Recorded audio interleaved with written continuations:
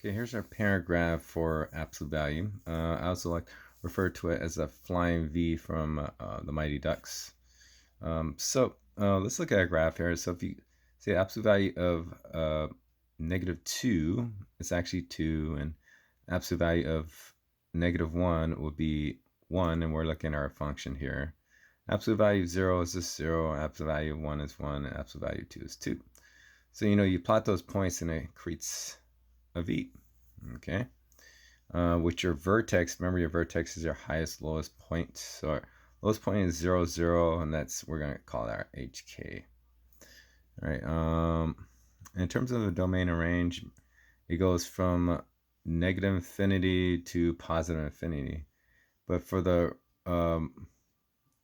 range, it actually goes from 0 to positive infinity, and actually includes the 0. So I'm actually gonna put a equal sign because it includes the 0 right there. 0 to positive infinity. So I like to refer to it as the flying V. So if you ever saw the Mighty Ducks, it's here's the flying V right there. It looks like a V. So if you look at your parent graph, you can always go to Desmos and do absolute value. There it is right there. Okay. So we're gonna look at our function here. And then remember, I posted this on Schoology. So here's our parent graph right here. Our HK is our vertex, and we're going to shift that, okay? We're just going to kind of play with these numbers and see what happens. I'm going to do this example that we have posted on Schoology, all right? So let's go to our shift here.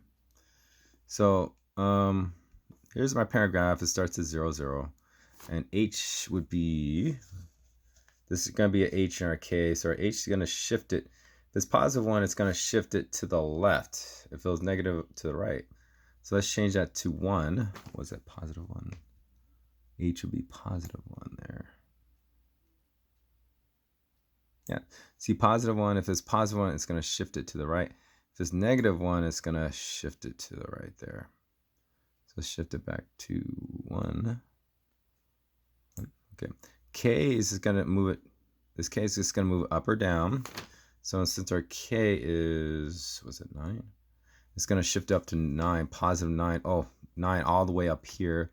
If there's negative 9, it'd be all the way down here. But let's change it for sake of the problem so we can actually see it on here. I'm not going to make that 9. Let's make it, I don't know, let's say 3. So instead of 9, let's make that 3 because, we won't be able to see it.